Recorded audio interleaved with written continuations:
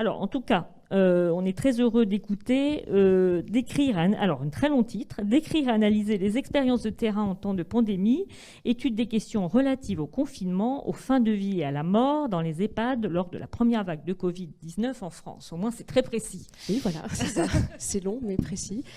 Merci beaucoup, merci Marie pour cette invitation à ce colloque et à tous les organisateurs qui ont permis que ce soit possible et à tous les intervenants. Donc on va parler à deux personnes, mais en réalité donc on représente un collectif d'une vingtaine de chercheurs qui travaillent depuis plus d'1 an maintenant sur cette recherche. Donc je vais vous présenter. Alors attendez, il faut que je me coordonne déjà. Alors voilà, je vais vous présenter dans un premier temps le contexte de l'étude, la méthodologie et quelques questionnements d'ordre éthique qu'on a pu se poser au démarrage de cette étude. Et puis, je passerai la parole à Gaëlle Clavandier qui nous présentera des premières pistes d'analyse sur les questions de la fin de vie. Alors, je ne vais pas m'attarder tellement sur cette diapositive parce que finalement, j'ai l'impression que ça a été quelque chose qui a été soulevé par d'autres déjà avant moi. Mais c'est une étude qui a été montée en urgence, si on peut dire. Donc, dès fin mars 2020, le ministère de la Recherche missionne la plateforme nationale pour la recherche sur la fin de vie, que je dirige et qui est coprésidée par Marie Gaille et par Régis Aubry, pour initier, lancer et coordonner une étude nationale qualitative sur la question de la fin de vie, des décès et du deuil dans les EHPAD. Sachant que pour eux, c'était vraiment l'idée de dire, voilà, on sent que c'est là que ça brûle, c'est là qu'il y a un sujet qui va poser problème, et donc c'est là qu'il faut aller investiguer.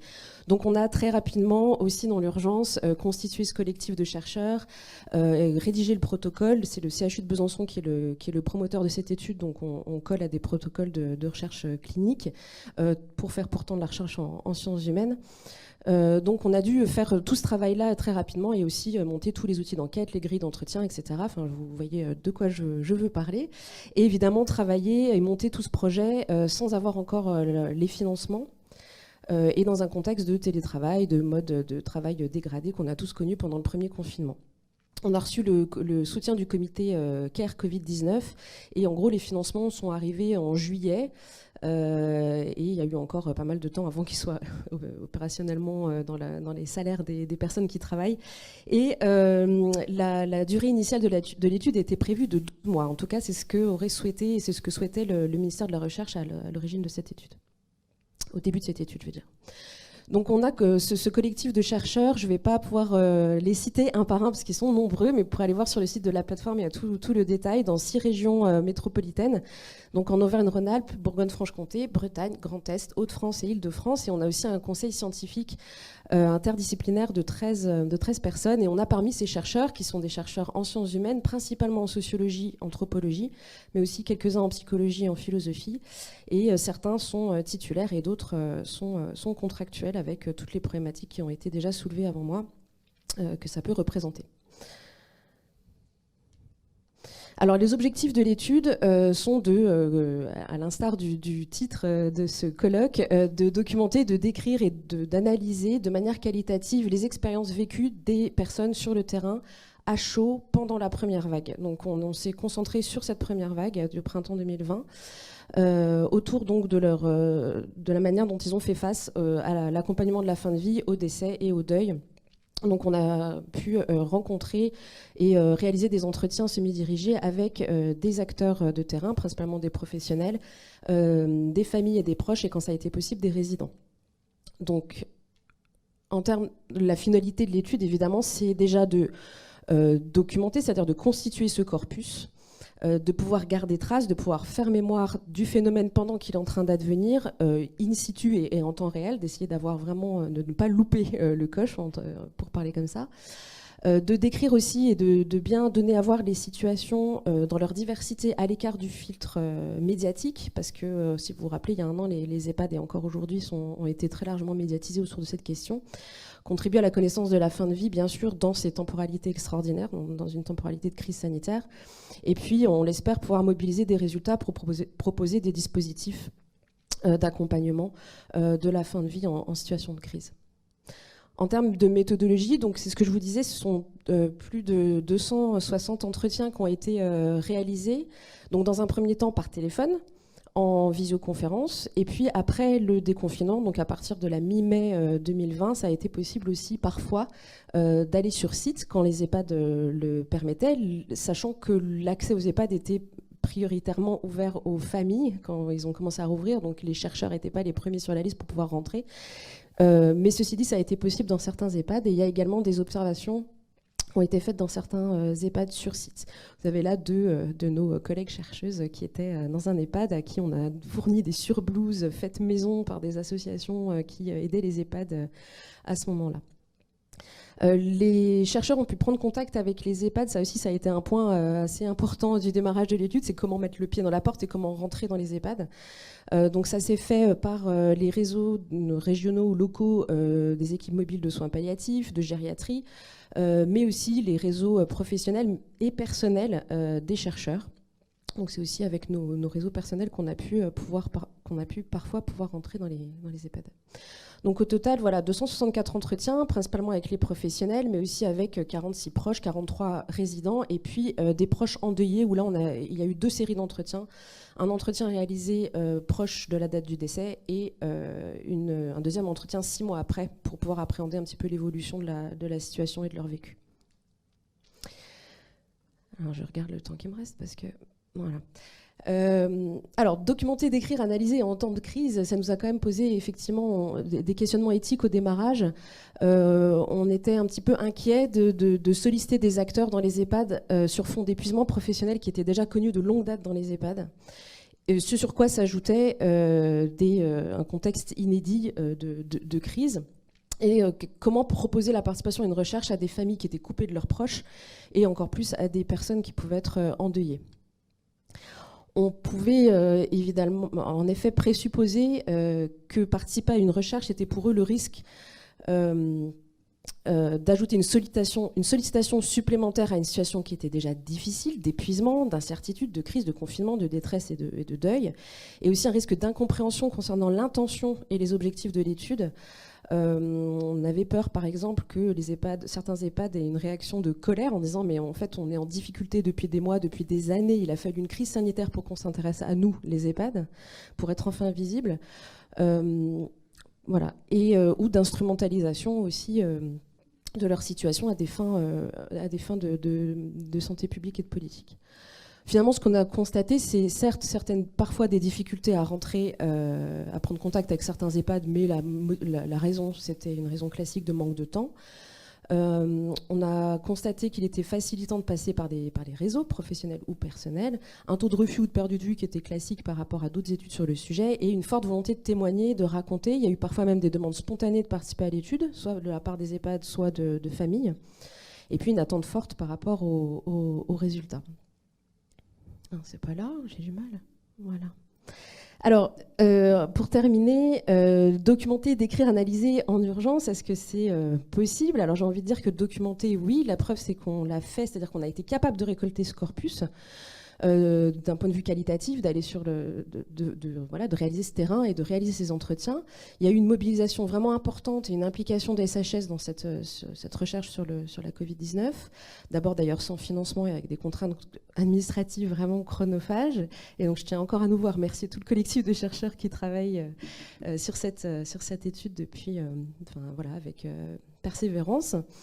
Et on a conscience de la nécessité d'avoir des résultats rapides pour pouvoir donner des clés de compréhension qui soient cohérentes avec la temporalité de la crise, et en même temps, pour bien comprendre un phénomène, une analyse rapide n'est ni souhaitable ni possible. Donc je termine avec cette citation de la tribune qui a été publiée dans Libération en octobre dernier, qui s'intitulait « La méthode scientifique n'est pas soluble dans l'urgence ». La renonciation aux règles de la méthode scientifique et à celle de la recherche clinique en raison de l'urgence sanitaire, de la pression politique, médiatique ou de celle de l'opinion publique serait lourde de conséquences néfastes. Pour ne pas s'exposer à ce risque, les pouvoirs publics doivent s'engager résolument en faveur d'une recherche exploratoire non finalisée qui offre la meilleure garantie de pouvoir disposer de connaissances mobilisables et transposables en temps de crise. Voilà, je vais passer la parole à ma collègue qui va vous présenter des premières pistes d'analyse sur la fin de vie.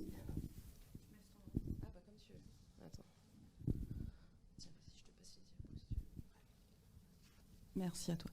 Donc les premières analyses que je vais vous proposer sont centrées sur la question de la fin de vie, du décès et du deuil, en se centrant plus particulièrement aujourd'hui sur la question des décès. Alors pourquoi puisque c'est oui. Donc là, les analyses sont en cours. Au milieu ? Parfait. Ah oui, vous avez raison. Alors, pour reprendre les éléments que vous a donnés Élodie à propos des 3 temps qui sont aussi les temps du colloque, cette nécessité de documenter cette crise sur la question notamment des décès, elle était aussi en lien avec la situation de la canicule. C'est-à-dire qu'une crise peut faire écho à une autre crise. Donc, à la fois des crises qui sont des crises latentes, mais également des crises, et là en l'occurrence des crises de mortalité, avec, pour répondre aussi sur la question de l'analyse, une vision aussi alarmiste des médias et une volonté aussi politique d'avoir des résultats très rapidement. Alors notre difficulté sur cette question-là a été aussi de parvenir à ne pas pouvoir, on ne pouvait pas rentrer dans les établissements sauf situation particulière. Et donc ça a nécessité pour nous, dans le recueil des données, notamment du point de vue des entretiens, d'avoir accès à des éléments d'ordre pratique. Donc on n'était pas seulement dans le discursif, il fallait aussi aller au plus près des pratiques pour justement être dans la capacité à décrire et à observer. Donc peut-être aussi, avant de rentrer dans le vif du sujet et dans les entretiens, je vous mets un petit peu en jambe, parce que les extraits vont être un petit peu douloureux et difficiles. Vous allez comprendre pourquoi, puisqu'on est quand même dans une situation qui est particulièrement difficile. On est dans un contexte de très forte incertitude. On l'a dit à plusieurs reprises, incertitude du point de vue des acteurs, incertitude du point de vue des textes réglementaires et de l'application de la réglementation. On a également cette incertitude, elle se traduit sur la redéfinition des tâches, par exemple, entre les acteurs, l'absence des familles qui sont des partenaires privilégiés dans les EHPAD qui n'étaient pas présents durant cette période-là, des moments de tension qui se traduisent sur les questions funéraires, on va le voir dans quelques instants. Donc la difficulté aussi, et c'est quelque chose que vous devez aussi avoir en tête, et ce graphe le permet de le visualiser, très forte incertitude aussi sur les causes de décès. Est-ce que les personnes sont décédées ou non du virus? Et sur la première période sur laquelle on intervient, vous voyez, il y a autant de décès dans les EHPAD, suspicion de Covid ou Covid avéré. Donc contexte de profonde incertitude. Et un autre point que vous n'avez peut-être pas en tête, qui, pour des spécialistes travaillant sur la question du décès, on a une unité de lieu. Donc là, unité de lieu, tout se déroule soit dans la chambre de la personne, soit en marge de la chambre, mais jusqu'à la mise en bière, alors même que les mises en bière habituellement ne se déroulent absolument pas au sein des établissements avec un transport de corps. Donc cette unité de temps et d'espace est absolument essentielle pour comprendre qu'il va y avoir des frottements entre le soin et le funéraire, et ça pose effectivement des questions éthiques. Donc ce que je vous propose très rapidement en quelques diapos, c'est de rentrer d'un point de vue discursif sur des extraits d'entretien, mais également de percevoir ce que ça implique en termes de pratique. Donc là, je pars du moment du décès et on va aller jusqu'à la vision des familles. Je vais aller très vite, évidemment, pour que l'on puisse discuter éventuellement quelques minutes ensuite. Donc sur la manipulation des corps, vous ne le savez peut-être pas, mais des gestes qui sont habituellement courants n'ont pas pu être réalisés. Les toilettes funéraires étaient proscrites, mais vous voyez, ça va beaucoup plus loin, puisqu'on est dans des situations où, dans le contexte d'une mise en bière immédiate, là on est sur un premier décès Covid au sein de l'établissement, javélisation du corps et mise en housse, donc ça c'était quelque chose qui était réglementaire, mais placement dans un cercueil en zinc, alors même que ça ne se justifiait pas d'un point de vue réglementaire. Donc là, les personnes nous disent, on est dans une application du principe de précaution et on va au-delà de ce que nécessitent les recommandations recommandation légale, avec toutes les questions qui se posent du point de vue des soignants, puisque là ce sont des soignants qui témoignent, et vous voyez que dans ces extraits-là, on a à la fois des éléments qui sont de l'ordre des pratiques, mais également le sentiment des émotions, des perceptions et les doutes des acteurs qui sont perceptibles. Donc là, la question se pose également de la présence des proches avant la fermeture du cercueil. Dans un certain nombre de situations, les mises en bière immédiates ont eu pour effet des fermetures de cercueil dans certaines situations quelques minutes ou 1 heure après le décès, dans d'autres cas jusqu'à 24 heures. La question est de savoir, est-ce que la famille peut être présente avant la fermeture de la housse et avant la pose décès éventuelle sur le cercueil, ou en tout cas avant la mise en bière.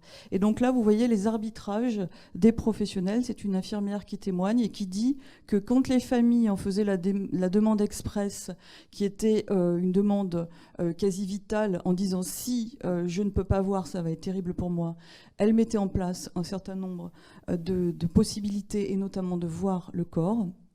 Et quand ça n'était pas fait, la famille arrivait et le cercueil était déjà fermé, avec des recours ultérieurs, avec des conflits ultérieurs. Et là, on voit les tâtonnements de cette personne qui dit que c'est très difficile à entendre les critiques des familles, et donc cette difficulté sur la durée de la relation avec les proches à distance et à proximité. Ensuite, sur l'annonce du décès au sein de l'EHPAD pour les autres résidents. Donc là, on voit aussi des ajustements qui sont importants, notamment sur les rituels funéraires et sur le partage de ce temps-là. Et donc là, on voit que ce qui est possible, c'est ce qui est de l'ordre, une nouvelle fois, du dialogue, de la parole. En revanche, par rapport aux mesures barrières, on en a parlé ce matin, et puis vous en avez parlé vraisemblablement hier également, tout ce qui relève, et vous voyez, là par exemple, on ne se passe pas le micro, par exemple, bon, ben, là tous les gestes étaient impossibles, et des petites attentions qui faisaient partie de la ritualité funéraire au sein de l'établissement, du point de vue des résidents, ne sont pas possibles. Et dans un certain nombre d'établissements, d'ailleurs, il n'était pas dit aux résidents qu'il y avait des décès. Donc là, les annonces sont variables en fonction des établissements, et elles se font par le biais du langage et pas par le biais de gestes. Or, la ritualité funéraire passe évidemment par des gestes également. La question est de savoir aussi jusqu'où on va en tant que professionnel quand les familles ne sont pas là ou ne veulent pas venir, parce que certaines ne veulent pas venir parce qu'elles ont peur de la contamination également. Et donc là, c'est une psychologue qui parle à propos de l'investissement et de la charge émotionnelle des soignants et qui nous explique qu'il y a des promesses, des engagements qui sont faits au moment d'ailleurs du processus de fin de vie, et tout l'accompagnement jusqu'à éventuellement réaliser des toilettes funéraires alors même qu'elles étaient parfois interdites. Donc sur les dépassements de tâches, sur qui fait quoi, comment, sur les arbitrages, et on voit tout ce que ça pose à la fois au niveau des gestes, mais également d'un point de vue éthique, jusqu'où va le soin. Et c'est aussi la distinction que l'on fait sur le care, enfin le prendre soin et le soin curatif. Et là, on voit, notamment chez les infirmières et les aides-soignantes, que le prendre soin nécessite d'aller plus avant dans la démarche d'accompagnement des défunts et de traiter le corps mort comme une personne. Donc ça, du point de vue du droit, c'est aussi intéressant de voir jusqu'où va la notion de personne et la personnalité juridique, mais ce n'est pas le lieu de la présentation d'aujourd'hui. Ensuite, je crois que c'est l'avant-dernière diapo, c'est la question de la transmission du corps, puisque j'ai pris le soin de vous expliquer qu'on était habituellement dans un transport de corps, donc les corps circulent. Là, ils ne circulent pas, ils restent au sein de l'établissement. Et les opérateurs de pompes funèbres viennent le chercher, le corps, le manipulent dans l'établissement. Et vous voyez les incompréhensions réciproques, également la question de la contamination des espaces, puisque là, en l'occurrence, d'habitude, le cercueil ne rentre pas dans l'établissement. Là, il rentre. Et vous voyez les descriptions qui sont faites d'une... Là, c'est une aide-soignante qui explique comment les choses se passent dans sa région, et dans son EHPAD, et ce que cela implique. Ils sont dans un moment de très forte intensité de travail. Il y a énormément de décès dans l'établissement, et donc les opérateurs funéraires arrivent. Donc c'est souvent ce que vous avez entendu, enfin, je pense que c'est des termes que vous avez entendus sur les tenues de cosmonautes, et également des protections qui sont prises alors que les professionnels au sein de l'établissement n'avaient pas accès à ces dispositifs de protection pour elles-mêmes. Donc ce décalage, il est très significatif, et vous le voyez, il n'y a jamais eu de mise en bière sur l'établissement, sur le lieu de vie. Donc là, la contamination des lieux de vie et des lieux de décès, et qui pose des problèmes spécifiques à partir du moment où des signes extérieurs, on a parlé tout à l'heure de la question de la matérialité, à propos du masque, et notamment de l'aspect matériel. Et là, en l'occurrence, le cercueil focalise toutes les attentions à ce propos, puisque c'est difficile de ne pas voir un cercueil. Oui, il y avait juste une dernière diapo avant la conclusion.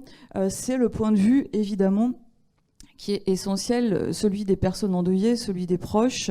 Et vous le voyez, là, j'ai choisi cet extrait d'entretien parce qu'il me paraît assez significatif. Donc là, on est dans une situation où une femme perd sa mère, donc c'est le décès de sa mère, qui est en une unité de vie protégée, et qui est atteinte de la maladie d'Alzheimer. Et elle m'explique que le deuil commence avant même le décès de sa mère. En revanche, ce qui est extrêmement difficile ici, c'est que sa maman avait tout prévu. Donc tout était organisé, donc elle n'a pas beaucoup de latitude, et en plus elle a un doute sur ce qui s'est passé. Et là, vous voyez, il y a des trucs qui m'interpellent. Je savais pas, moi je savais pas, je savais pas. Et c'est écrit sur les papiers, mais là-dessus, j'ai pas trop su. Et en fait, tout au long de l'entretien, on voit ce décalage entre tout était verrouillé. Elle ne pouvait pas avoir de latitude, et notamment sur la question de la dispersion des cendres au jardin du souvenir. Donc elle m'explique que c'est douloureux pour elle. Et dans le même temps, elle a un doute. Elle a un doute sur le fait que c'est bien sa mère qui est dans le cercueil, et elle a un doute sur les soins qui ont été éventuellement réalisés. Donc ces doutes-là, ces incertitudes, c'est quelque chose que l'on a repéré sur l'ensemble des entretiens. Donc pour terminer, la dernière diapo nous montre et confirme des choses qui ont déjà été dites au moment de ces 2 journées qui sont absolument passionnantes. C'est la grande variabilité des situations, c'est la grande variabilité des lieux, et qui varie donc en fonction des conditions sanitaires. Est-ce qu'il y a des cas de Covid dans l'établissement? Est-ce qu'il n'y en a pas? Est-ce qu'il y a une surmortalité avérée, ou est-ce qu'elle est toute relative? Est-ce qu'on a des établissements qui sont adaptés en termes d'espace pour créer des espaces Covid et des espaces non Covid? Donc il y a une très grande variabilité aussi en termes de ressenti, et aussi une très grande variabilité de la latitude prise par les professionnels. Et là, je pense notamment aux travaux de Dominique Mémy sur la question du gouvernement des corps, mais aussi, vous voyez, sur on a beaucoup parlé aujourd'hui de l'État jusqu'aux collectivités locales, mais on peut aussi, il y a des latitudes, des marges d'ajustement et des bricolages au sein même des établissements par les acteurs. Ça, c'est quelque chose qui est très important. Et des questionnements sur la légitimité de réaliser certains gestes, également l'idée qu'il faut rester en phase avec les règlements, puisque c'est difficile aussi de tout faire voler en éclats, mais il y a quand même déjà des ajustements importants. Et c'est aussi les questionnements qu'ont les acteurs sur ces possibilités et ces impossibilités, et sur les éventuelles situations de rupture de confiance, mais également qu'est-ce que tout cela va avoir comme conséquence, notamment sur le processus de deuil, dans un environnement où les médias étaient très virulents sur cette question, d'une part sur les EHPAD, mais également sur le processus de deuil, en parlant de deuil entravé, de deuil nécessairement pathologique, alors même que c'est pas ce que l'on observe de manière massive dans les situations que nous avons documentées. Merci à vous.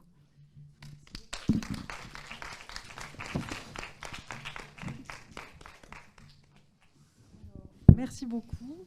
Hop, merci. Merci beaucoup pour cette passionnante intervention.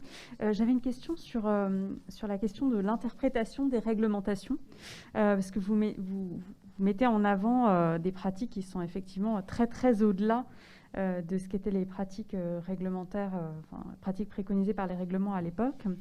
Est-ce que vous avez pu documenter d'où viennent les impératifs d'action aussi au-delà des règlements? Est-ce que c'est les personnes elles-mêmes qui se l'imposent en fait en forme de zèle? Est-ce qu'il y a quelqu'un à l'extérieur qui leur dit de faire? Et quel est ce quelqu'un? Et pourquoi est-ce que ce quelqu'un leur dit ça? Est-ce que c'est une mécompréhension des normes? Est-ce que c'est une tentative de zèle? Ou est-ce que c'est en fait juste des pratiques totalement différenciées, peut-être même pécuniaires, parce que ça coûte cher un cercueil en zinc quand même? Alors là, en l'occurrence, on est plutôt sur des soignants que sur des opérateurs funéraires. Mais la première des difficultés, c'est la caractérisation de qu'est-ce que c'est qu'une mise en bière immédiate, qui est une caractéristique qui a été appliquée. Enfin, c'est une disposition qui existe dans d'autres pays que la France, mais dans d'autres pays en Europe, ça n'a pas du tout été mis en œuvre. Et cette question de la mise en bière immédiate, c'est aussi ce qui a généré toutes ces difficultés-là, puisqu'en fait, d'une part, ça a généré, ça a amplifié la peur, puisque nécessairement, c'est des protocoles qui sont souvent appliqués dans des situations de maladies qui sont particulièrement virulentes et qui sont particulièrement inquiétantes. Donc, je pense que ça a amplifié les choses. Ensuite, sur la deuxième partie de votre question, qui sont éventuellement les promoteurs ou les personnes qui explicitent la réglementation? Il y a plusieurs niveaux.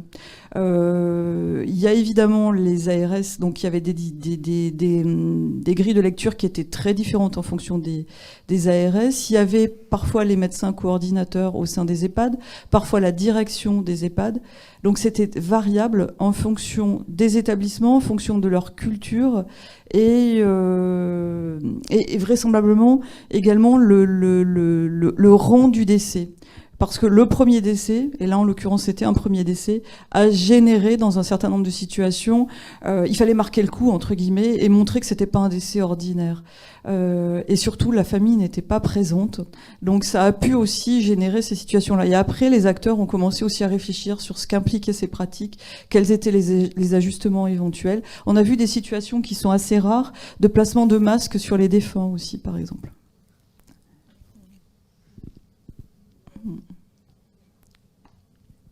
Oui. Entre-temps, Philippe Terral, qui était sorti au moment où j'ai appelé les collègues qui ont aidé à co-concevoir ce colloque, est revenu. Donc voilà, j'ai signalé... Oui, alors allez-y. Oui, bonjour, merci pour cette intervention. Je voulais juste dire que ça faisait pas l'écho à ce que j'avais vécu parce que j'étais bénévole à la Croix-Rouge pour faire l'animation dans les EHPAD pendant cette période de Covid. Et c'était vraiment la mentalité de forteresse. Et ça retrouve pas mal dans ce que vous disiez, où il y a une forte incertitude, comme s'il y avait quelque chose à l'extérieur. Et enfin, si, pour le coup, il y avait vraiment quelque chose. Et voire même dans les EHPAD, même entre les différents services et les différents étages, où il y avait vraiment une séparation nette. C'était assez intéressant parce que nous, on allait sur beaucoup d'EHPAD différents et on naviguait entre beaucoup d'étages. Et il y avait vraiment différentes règles. On avait vraiment l'impression des fois que c'était même pas la même maladie d'un EHPAD à un autre, où on changeait à chaque fois de différence. Oui. Voilà, c'était... Dans certains établissements, les bénévoles ont été de fait, je ne sais pas si on peut dire exclus, parce que c'est assez normatif que de le dire comme ça, mais ils n'ont pas pu pénétrer dans les établissements, alors que dans d'autres, il y a pu y avoir encore des liens. Il y a eu des ajustements variables. On est en train d'écrire un autre article sur la question de l'habiter en EHPAD, et il y a eu des différences assez manifestes en fonction des établissements, qui étaient aussi liées à la circulation du virus. Et sur d'autres recherches que l'on a pu conduire sur des territoires proches, par exemple sur la région Auvergne-Rhône-Alpes, qui est la région sur laquelle j'ai documenté le plus, j'ai réalisé le plus de terrain, sur la première vague entre Lyon et Grenoble, la situation était diamétralement opposée. Parce que le virus circulait à Lyon, il ne circulait quasiment pas à Grenoble pendant la première période. Donc ça a beaucoup joué quand même. Je sais pas si... Oui, non, je suis d'accord avec ça. Simplement, vous parliez de forteresse et certains ont aussi évoqué le vocabulaire carcéral en parlant de prison ou des soignants même disant on est des geôliers. Donc ça fait écho aussi à ce que vous avez pu expérimenter. Ouais.